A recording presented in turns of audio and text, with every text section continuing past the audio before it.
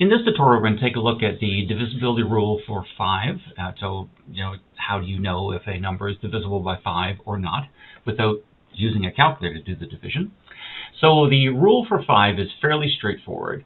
If the number ends in either 0 or 5, the number is divisible by 5. N then means the ones digit. So for examples, are the following numbers divisible by 5? So 95, now 95, the last digit is a 5.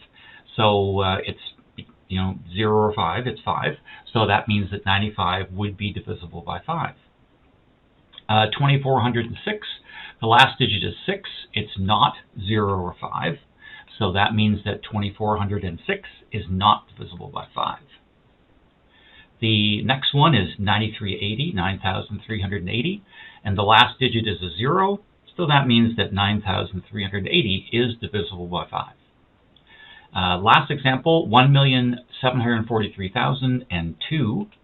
The last digit is a 2. It's not 0 or 5.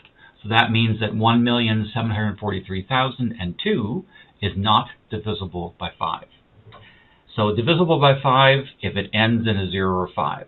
Everything else would not be divisible by 5. And that's the end of the tutorial.